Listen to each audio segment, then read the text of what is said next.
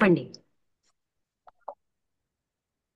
అంటే ఏం లేదు మేడం. ఈ ఈ ఈ ఈ గ్రంథంలో చర్చ, ఈ గ్రంథంలో వివరణ, దాన్ని బట్టి అంటే మనము ఏ ఏ ఏ స్థితిలో ఉన్నాము, ఏ స్థానంలో ఉన్నాము, ఎక్- ఆ, అంటే ఎక్కడికి చేరుకోవాలి, ఎంత ఇంకా ప్రయాణం ఎంత అజ్ఞానంగా ఉంది.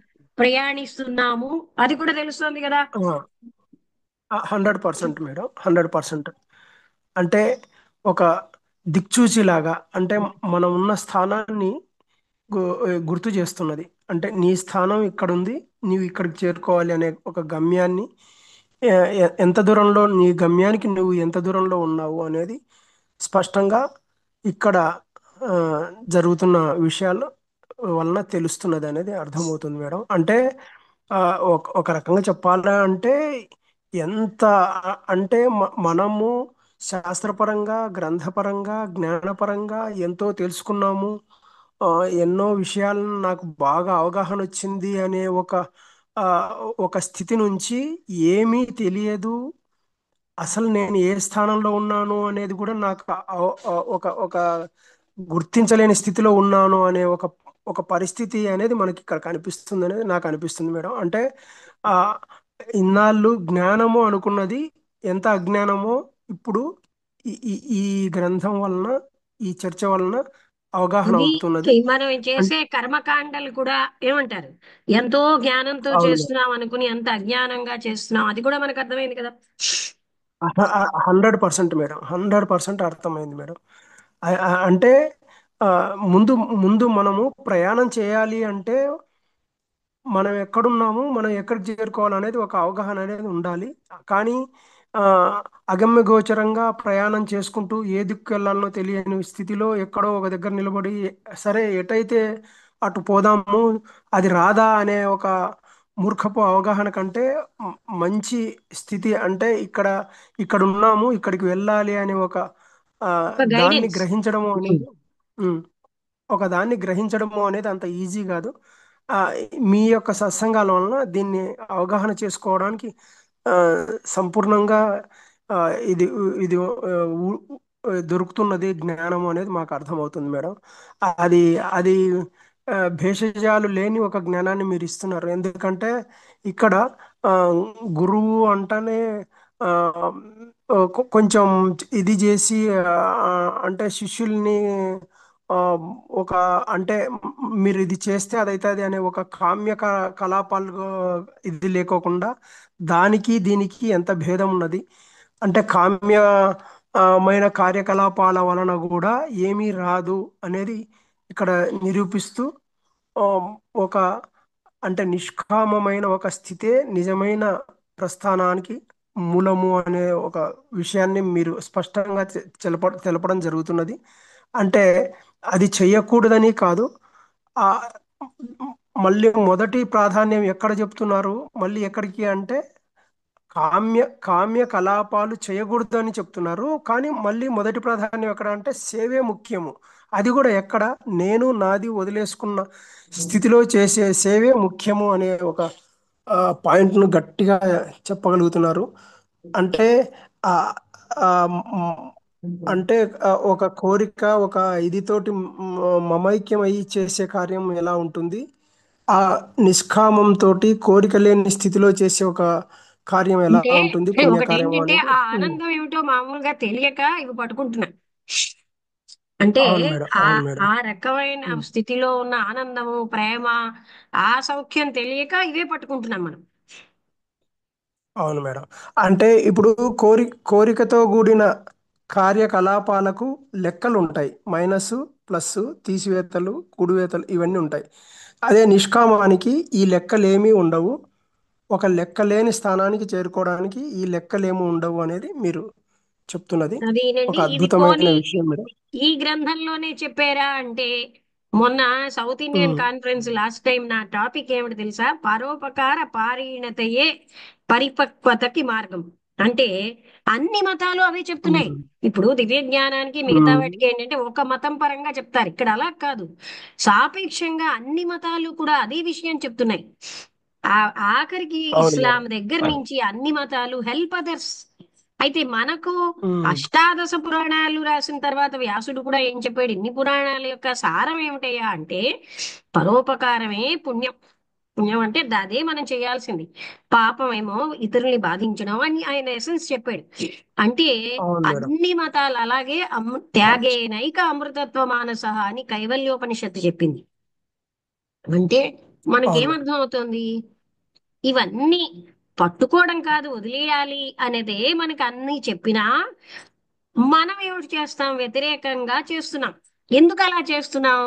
మన వాసనా బలం అజ్ఞానజనితంగా ఉండబట్టి ఈ ప్రాపంచిక విషయాలు, ఇంద్రియ సుఖాలే ముఖ్యమని చనిపోయే వరకు డబ్బు ఆర్జిస్తాం. అంటే అవును మేడం. అంతేగాని ఆత్మతత్వం అన్నదాన్ని ఒక సెకండ్ రోజులో, అందుకే తల్లి ఎవరు? ఆత్మతత్వం. తల్లిని చంపేసి మనం బతుకుతున్నాం అంటే రోజంతా ఈ ప్రాపంచిక కార్యకలాపాల్లో ములుగుతున్న మనం ఆ అన్నిటికీ మూలమైనటువంటి ఆ ఆత్మతత్వమే లేకపోతే ఏ దేవత పనిచేయడు.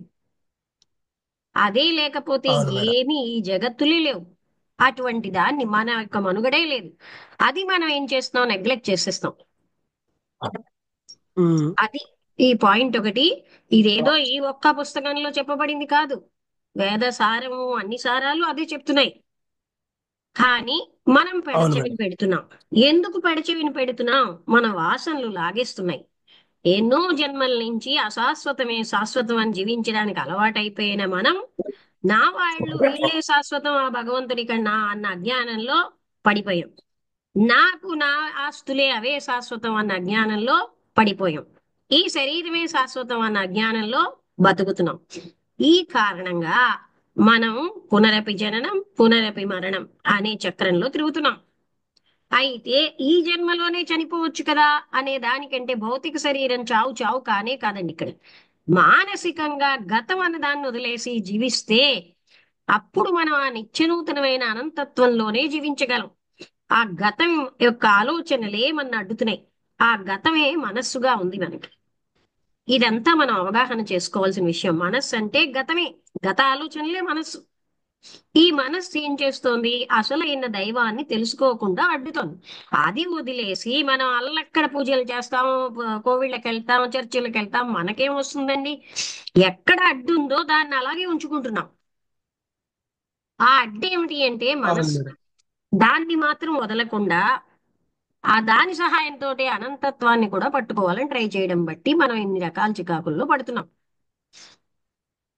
అందుకని మూలానికి వెళ్ళడం మనది నేర్చుకుంటే, ఇప్పుడు ఎందుకని రమణ మహర్షి ఆ నేనెవరో చెప్పు అనేవారు? ఆయన ఏం తెలివి తక్కువగా అడిగారా? ఆ నేనన్నదాన్ని ఎవరో తెలుసుకుంటే అక్కడ నేనన్నది లేనే లేదని అర్థం అవుతుంది. అయితే ఈ నేనని నాకు అనిపిస్తుంది, బాడీ నేనా అనేది మనం తెలుసుకోవాలండి. అప్పుడు మనకు అర్థం అవుతుంది ఏంటంటే అశాశ్వతమైన లేని దానికి సమస్త శక్తులు ఖర్చు పెట్టి ఇంద్రియాలకు కనబడనంత మాత్రంలో లేకపోలేదుగా, దాన్ని వదిలిపెట్టేస్తున్నాం. జంతువుల్లాగే మనం బతుకుతున్నాం. అవి కూడా దాన్ని తెలుసుకోకుండా బతుకుతాయి. మనం అలాగే బతుకుతున్నాం. ఇక్- ఇక్కడ ఇక్కడ నేను అంటే గతమే కదా మేడం. నేనన్న దాన్ని మనసు తయారు చేసింది కదా. నా అవును జ్ఞాపకాలు, మేడం. నా మోహాలు, నా ఇష్టాయిష్టాలు, నా అభిరుచులు, నాకు బ్యాంకు బ్యాలెన్స్ మీద ఉన్న మోహం, నా వాళ్ళ మీద ఉన్న మోహం, ఇదంతా కలిస్తే ఇదంతా ఆలోచనలే. ఇవన్నీ కలిస్తే నేనయింది. అది మనసు తయారు అవును చేసింది. మేడం. మనస్సే లేకపోతే నేనెక్కడుంది? ఇప్పుడు నా వాళ్ళు అన్న భావన మనసు తెచ్చింది కదా. నువ్వు వేరు, పరాయి వాళ్ళు వేరు అన్న భావన తెచ్చింది మనస్సే కదా, ఈ విభజన. అందుకని అవును మేడం. ఈ జగన్నాటకాన్ని అవగాహన చేసుకోకుండా మనమేమో పూజల వెంట, కోవిళ్ళ వెంట పరిగెడితే మనకేం వస్తుందండి? వచ్చిందన్న భ్రాంతి, అహంకారమే వస్తున్నాయి.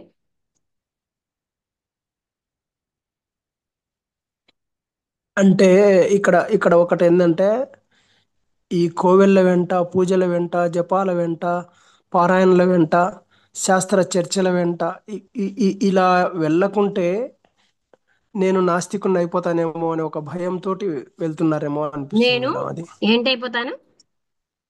నాస్తికుణ్ణి. అంటే అయిపోయినా భగవంతుని నష్టం అవగాహన లేదండి. చేసుకోవడం. సత్యంతో ఉన్న నాస్తికుడు అసత్యంతో నాస్తికుడి కంటే కోటి రెట్లు నయం.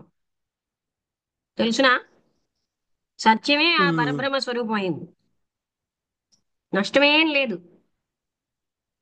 ఏమిటైపోయింది డేంజరు? ఆస్తికుడని విగ్రహాల్లోనే పట్టుకుని వేలాడడం రైటా? చెప్పండి. ఆస్తికుడు అంటే విగ్రహాల్లో అంటే దైవం ఉన్నాడన్నవాడా? దైవం లేడు. ఆఖరికి బుద్ధుడు ఏం చెప్పాడు? ఆత్మ లేదని ఎందుకు చెప్పాడు తెలుసండి?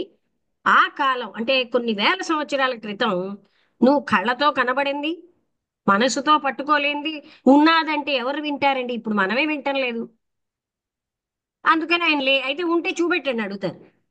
చూపెట్టలేం కదా. అందుకు ఆయన మరి మన వాళ్ళు ఉన్నాదన్నా ఆయన లేదన్నా ఉన్నది ఒకటేనండి. ఎవరని చూపెట్టలేకపోతున్నాం కదా.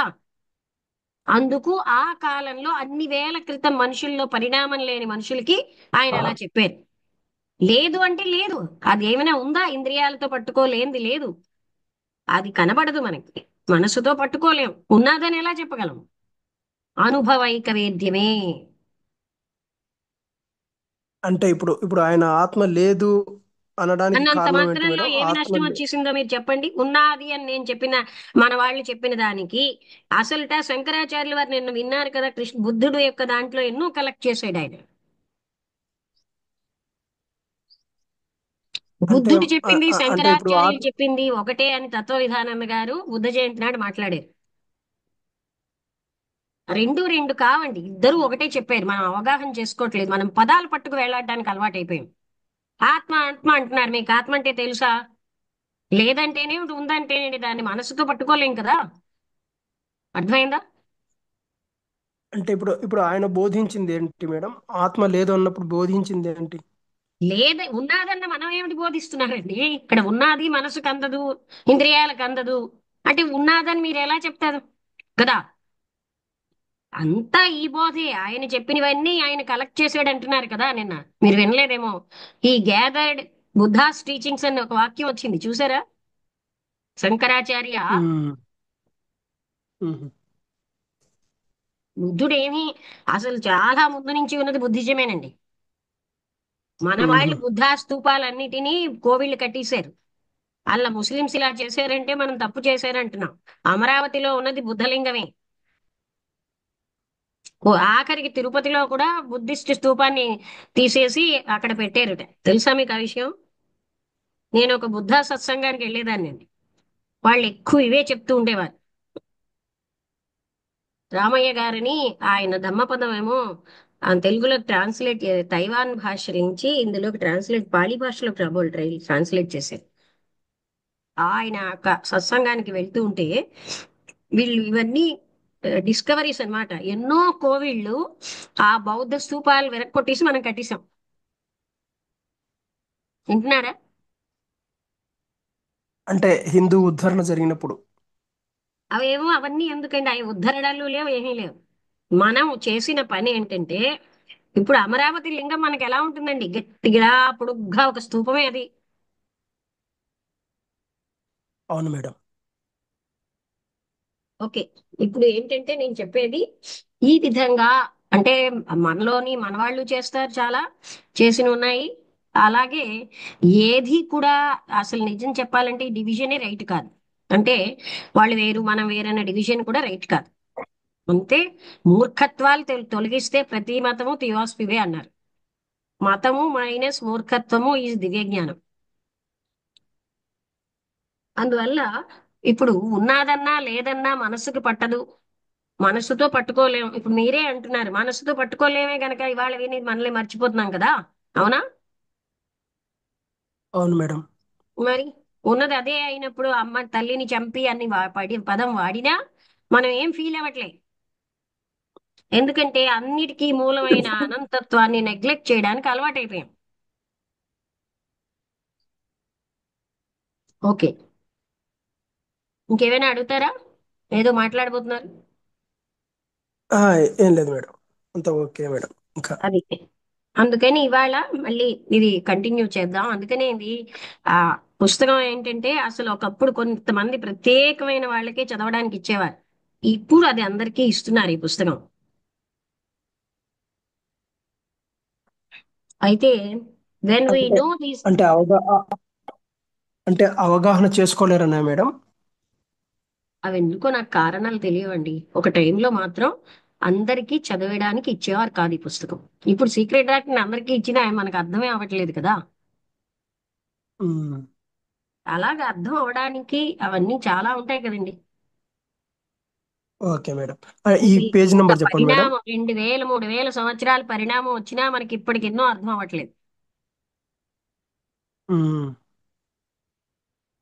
అప్పుడు బుద్ధుడు పాళీ భాషలో అలాంటి వాళ్ళకి చెప్పాడు. అంటే వాళ్ళు ఇంకా ఎలాంటి స్థితిలో ఆయన చెప్పాడు చూడండి. ఈనాటికి కూడా మనకు ఉపయోగపడుతున్నాయి. ఇవాళ మేము పొద్దున్న ధమ్మపదం చదివాం, అందులో ఉన్న కథలు ఇప్పటికీ మాకు ఉపయోగపడుతున్నాయి అందరికీ. చాలా ఇంట్రెస్టింగ్ గా ఉంటాయి. ఇవాళ ఒక కథ ఏంటంటే ఆ, రైతు ఒక దొంగ ఒక అతను ఏం చేశాడు, దొంగ పర్సులోని రాజుల పెద్ద గొప్ప ఇంట్లోని దొంగతనం చేసి ఆ పర్సులో పెట్టి ఆ పర్సుని ఆయన వెళ్తూ ఉంటే ఒక పొలంలో పడిపోయింది. అప్పుడు బుద్ధుడును ఆనందుడు అటువైపు వెళ్తూ పాము పాము అన్నారు. అంటే వెంటనే ఆ రైతు వచ్చి గొడ్డలి ఏవో పట్టుకొచ్చాడు కొట్టడానికి. కానీ అక్కడ పాము కనబడకుండా పర్సు కనబడితే ఆయన ఏం చేశాడంటే దాని మీద మట్టి జల్లాడు.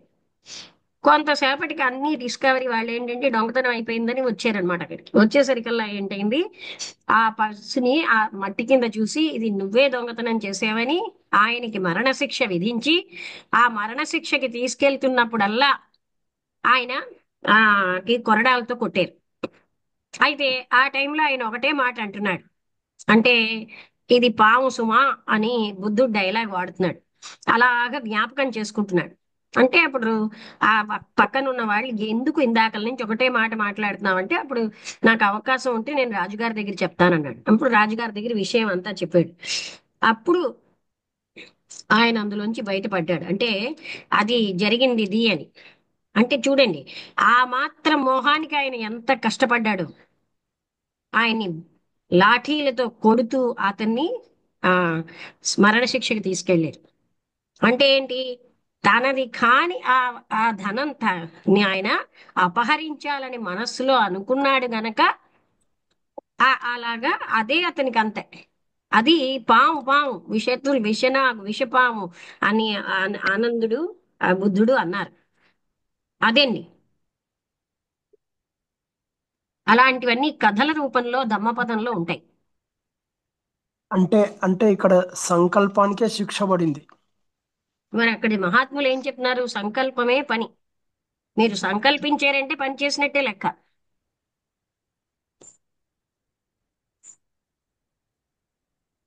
ఇంతకు ముందు చాలా సార్లు చెప్పాను కదండి, సంకల్పమే పని అని.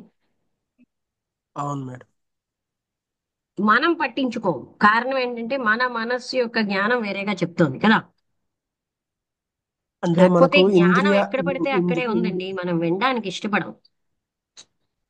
ఉమ్, But it is at this stage, especially, that if there is any weakness in a candidate's character, it will show itself. అందుకని క్యాండిడేట్ యొక్క క్యారెక్టర్ లో ఎక్కడైనా సరే బలహీనత ఉంటే దాని అంతటా అది తెలుస్తుంది. It should be. ఇప్పుడు నిన్న పేజ్ నెంబర్ నోట్ చేశారా?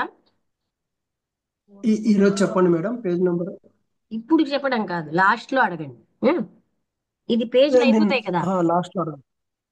It should అవునులే be మేడం. impossible అంటే for a man who has raised himself to this height of fallback, but unfortunately, experience has shown us that even this does sometimes happen. అంటే ఇది చాలా అసంభవమే. ఆ తనేమో మానవాళి కంటే పైకి ఎత్తులకు ఎదగడం. కానీ దురదృష్టవశాత్తు అనుభవం ఏం చెప్తుందంటే ఇది కూడా జరుగుతుంది. ఇన్ అన్ని రకాల కేసెస్ లో కూడా డేంజర్ కమ్స్ త్రూ ప్రైడ్. అహంకారంతో డేంజర్ వస్తుంది. If there is the least things of pride, అంటే ఏ మాత్రమైనా గర్వం అన్నది ఉండిపోతే మనసు యొక్క స్వభావంలో, అప్పుడు సీరియస్ డేంజర్ అన్నది ఆయన మీద పడుతుంది. మనం ఇప్పుడు మాట్లాడేది ఏంటి అంటే, అంటే బుద్ధి అనేది కేవలంగా మనలో ఉన్న రియల్ నేచరే బుద్ధిగా పనిచేస్తుంది.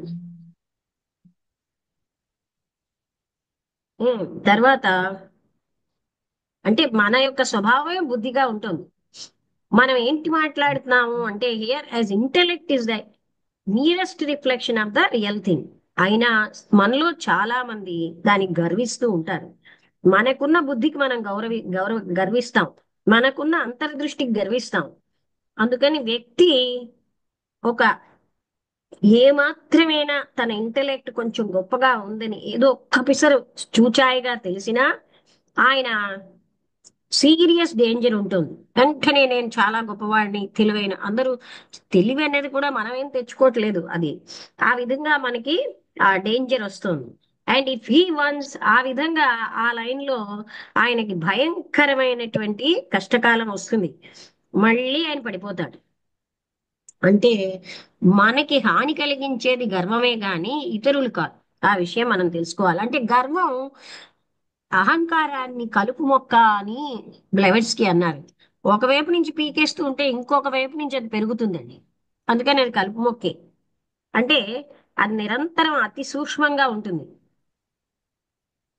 ముఖ్యంగా మనం చాలా బలహీనంగా ఉన్నప్పుడు మన పొగిడినవన్నీ మన హృదయంలో హత్తుకుపోతూ ఉంటాయి. అబ్బా నువ్వు ఎంత గొప్పవాడివయ్యా, అబ్బా నేను అందరికంటే గొప్పవాడిని, వీళ్ళందరూ తక్కువ వాళ్ళు అనే దృష్టి ఒకటి వచ్చేస్తుంది. నేను అందరికంటే జ్ఞానిని, వీళ్ళందరూ అజ్ఞానులు. ఇవన్నిటి నుంచి మనం చాలా కేర్ఫుల్ గా ఉండాలండి. మన ఎవరైనా పొగిడినవి మనకి నచ్చుతాయి, మనం కూడా బలహీనంగా ఉన్నాం కదా, గట్టిగా పాతుకుపోతాయి. వాటిని పెకిలించేయాలండి. అదే కండిషనింగ్ అయిపోతుంది మనకి.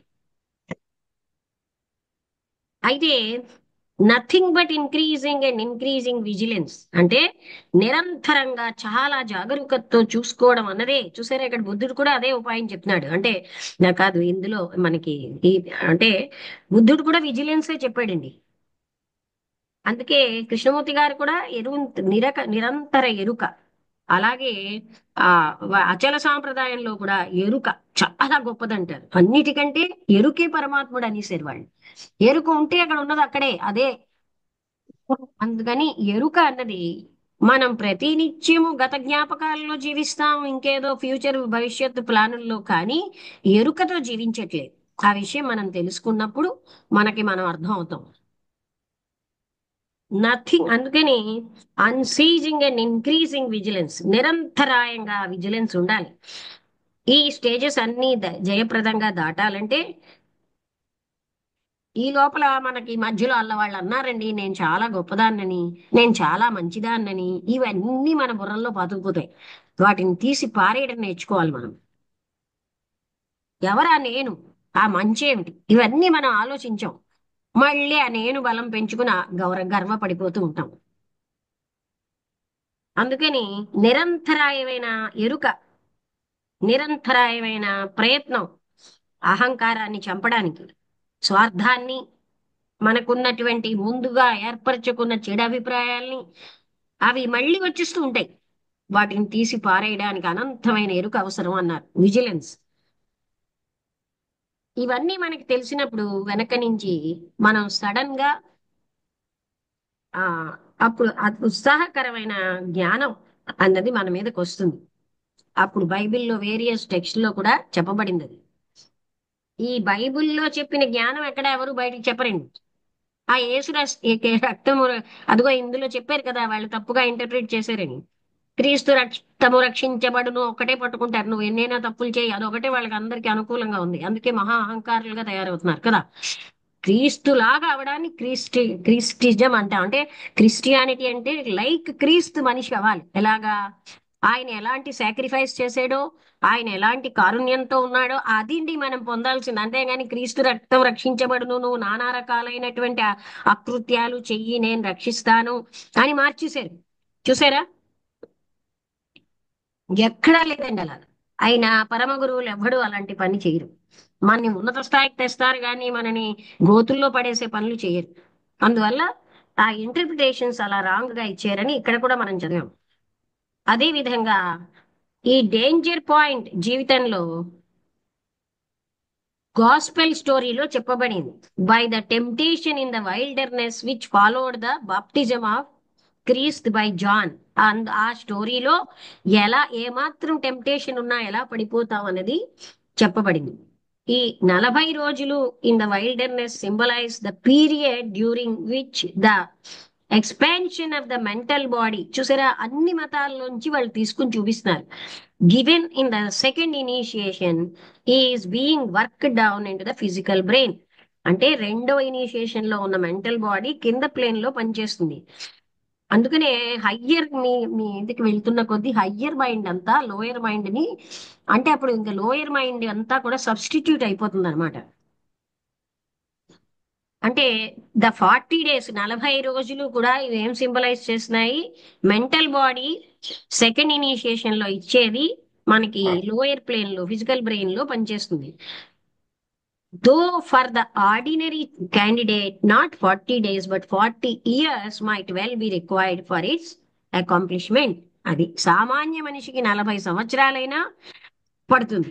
అక్కడ అతనికి గనక 40 రోజులు పట్టింది, మిగతా వాళ్ళకైతే 40 సంవత్సరాలు పడుతుంది అని చెప్తున్నారు. అంటే ఈ విధంగా మనం పొందడానికి, అంటే ఆ హయ్యర్ ఫైన్ మన ఫిజికల్ బ్రెయిన్ లోంచి పనిచేయాలి. అంటే జీసస్ జీవితంలో it was the period when his brain was being adapted to the incoming Christ. అంటే అది క్రీస్తు రావడం అనే దాన్ని అది ఆయన అడాప్ట్ చేసాడు. ఇక్కడ Christ is nothing but the embodiment of sacrifice. The period when his brain was being adapted to the incoming Christ. అది. Then the devil, who in the symbolism represents the lower nature. అదండి, నేను చిన్నపిల్లలకి ఇలాగే చెప్పేదాన్ని. మనలో ఉన్న అసూయ ద్వేషాలు ఉన్న మనస్సు ఉందే, నీచ మనస్సు అంటాం, లోయర్ మైండ్, దాన్ని నేను శైతాన్ అని చెప్పేదాన్ని పిల్లలకి. శైతాన్ మాట విన్నామో మనం అన్ని రకాలుగా చెడిపోతాం అని. అలాగా ఆ లోయర్ మైండ్ అన్నది మనని కిందకి పడేస్తూ ఉంటుందన్నమాట. అది డెవిల్ అని వాడారు. ఆ లోయర్ మైండ్ నే devil comes to tempt the initiate. అంటే ఇనిషియేషన్ తీసుకున్న ఆయన్ని కూడా ఈ లోయర్ మైండ్ టెంప్ట్ చేస్తుంది. ఇగో వాళ్ళది రుచిగా ఉంది, తిను, ఇది కొంచెం అనుభవించు, అలాంటివన్నీ. ఫస్ట్ అంటే ఇక్కడ ఇలాంటివన్నిటి వల్ల ఏంటంటే ఒక్కసారి పడిపోతాం. First to use his powers for the satisfaction of his own needs. నీ అవసరాలకి నీ పవర్స్ వాడు అన్న టెంప్టేషన్ వస్తుంది. If thou be the son of God command that these stones be made bread. అంటే ఈ రాళ్లన్నీ బ్రెడ్ గా అయిపోవాలని, నువ్వే గాని భగవత్పుత్రుడు అయితే రాళ్లన్నీ బ్రెడ్ గా అయిపోవాలని ఆజ్ఞ ఇయ్యి. If then he is tempted to cast himself down from a pinnacle of the temple. అప్పుడు ఏంటండి, స్వార్థానికి వాడాడు కదా, అప్పుడు పైనుంచి కిందకి పడిపోతాడు. thus performing a miracle which would astound the populace. అంటే ఇలాంటి మిరాకిల్స్ చేయడం వల్ల ఆయన పైనుంచి కిందకి పడిపోతున్నాడు. అండ్ లాస్ట్లీ అంటే ప్రజల్ని ఆకర్షించడానికి. And lastly he shown all the kingdoms of the world and the glory of them. And the devil says all these things will I give thee if thou will fall down and worship me. అప్పుడు devil ఏం చెప్తుంది, ఎన్నో రకాల లోకాలు ఎన్నో చూసాక కూడా ఇగో ఇవన్నీ నీకు ఇస్తాను, నువ్వు నన్ను పూజిస్తే అని అంటుంది. He is tempted to use his powers to gratify his own ambition. తనకున్నటువంటి అంబిషన్ ని ఫుల్ఫిల్ చేసుకోవాలని ఆయన టెంప్ట్ అవుతాడు తన పవర్స్ వాడడానికి. Each of these temptations represents a different form of pride. ఈ టెంప్టేషన్స్ అన్ని కూడా వేరు వేరు రకాలైన అహంకారంతో వస్తున్నాయి. నేను అన్న అహంకారం అక్కడ లేకపోతే ఈ ఆయన టెంప్టేషన్స్ లో పడడు. Just as the first great initiation corresponds to a new birth. ఇప్పుడు ఫస్ట్ గ్రేట్ ఇనిషియేషన్ రాగానే కొత్త జన్మ, అందుకే క్రిస్టియానిటీలో మారు మనస్సు అంటారు. So may the second initiation be justly. ఎవరు మాట్లాడారు? అందుకని సెకండ్ ఇనిషియేషన్ అనేది కేవలంగా baptism of the holy ghost తోటి పోలుస్తారు. And a fire for it is the power of the third person of the blessed trinity that is out poured. ఇందాక 3 రకాలైన powers లో మూడోది యాక్షన్ కదా. For it is the power of the third person of the blessed trinity that